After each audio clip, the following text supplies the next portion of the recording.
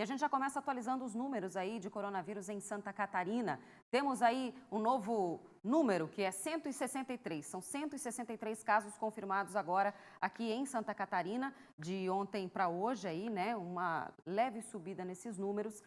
E que é claro, né? A gente continua acompanhando. Os números de casos suspeitos não foram contabilizados e não foram divulgados hoje. Mas antes que a gente entre nesse assunto aí, mais a fundo nos números, e é claro, nos números por cidades também que a gente tem trazido para você, uma outra situação acabou pegando forte aqui na capital do estado nessa tarde de sexta-feira, que foi um decreto aí pelo próprio prefeito da cidade de Florianópolis, que na realidade estende a quarentena. Dá uma olhada no que ele disse. Precisamos escolher uma prioridade e nós escolhemos a vida. Há semanas estamos estudando cuidadosamente o avanço do Covid-19 no mundo e no Brasil. Posso garantir a todos vocês que temos uma das melhores equipes em inteligência de saúde do país. Isso nos permitiu antecipar e iniciar o distanciamento social antes de muitas cidades. Os nossos números já demonstram o quanto estávamos certos. Todos nós sabemos que somente o isolamento não é a cura para o mal que nos assola. Precisamos vencer esse vírus com estratégia. E nesse momento, suspender a quarentena não é a melhor estratégia a adotar. Não só pelos números que temos, mas pelo que o mundo já demonstrou. Pois é, a fala do prefeito é mais extensa, a gente separou um pedaço para você acompanhar. O fato é que Jean Loureiro acabou fazendo um decreto que estende a quarentena e vai contra aí alguns aspectos do que foi dito essa semana pelo governo do estado. Então vamos relembrar o que foi dito pelo governo do estado com relação à retomada de algumas atividades aqui no estado de Santa Catarina. As que ficam proibidas até o dia 7 de abril, então. Transporte coletivo urbano municipal, intermunicipal e estadual. Entrada de veículos de transporte interestadual e internacional de passageiros no estado, públicos ou privados.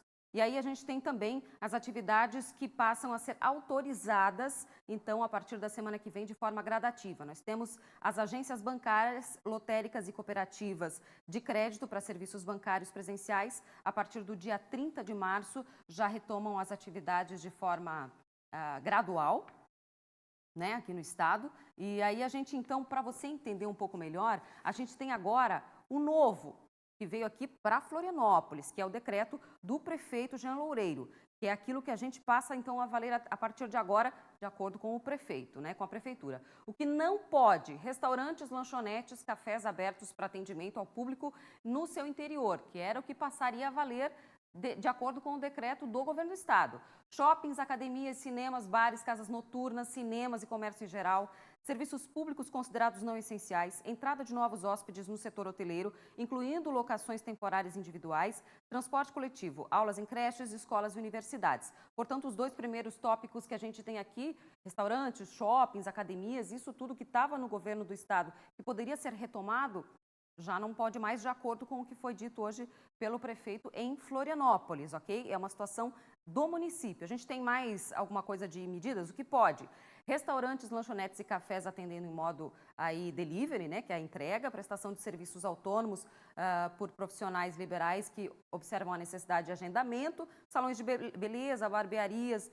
Então, esse daqui, gente, é o que foi hoje à tarde divulgado pela prefeitura aqui de Florianópolis e que, em parte, vai contra aquilo que foi pelo governo do estado. Vamos ver o que mais. O que pode?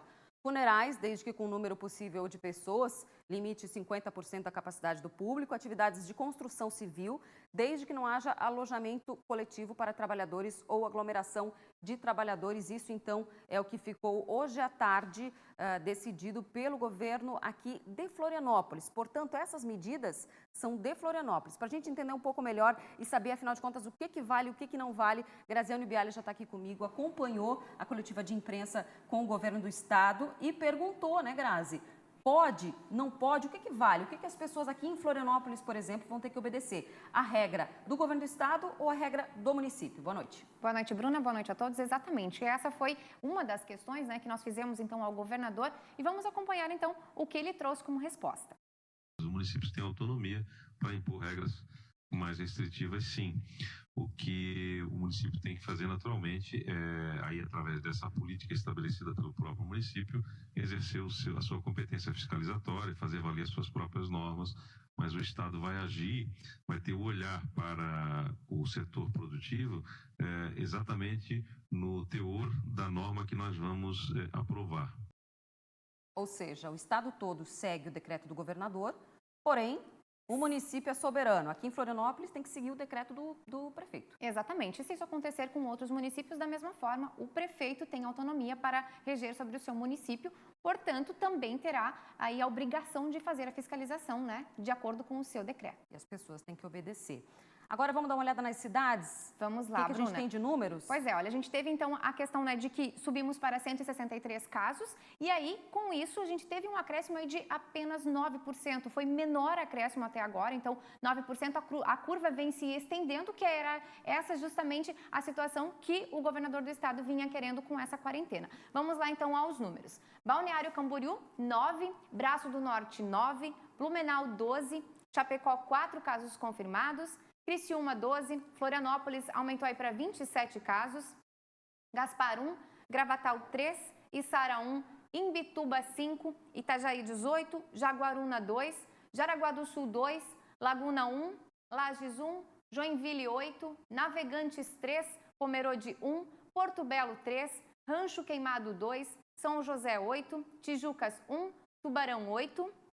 Vamos lá, temos mais uma tela. São Pedro de Alcântara, 1, Camboriú, 4, Canelinha, 1, Arroio do Silva, 1, São Ludgero, 1, Itapema, 1, Timbé do Sul, 1, Siderópolis, 2 casos. E aí 2 cidades que entraram então para essa lista, Antônio Carlos com 1 caso, São Lourenço do Oeste, 1 caso. De outros estados, temos 5 pacientes também registrados em Santa Catarina e outros 3 pacientes de outros países. Vocês devem ter percebido, por exemplo, que a cidade de Palhoça, Bruna, não está mais na lista, porque como nós já explicamos ontem, essas atualizações elas acontecem constantemente e aí acaba modificando a lista, assim como entra, pode sair também algum município. Obrigada, Grazi, pelas informações.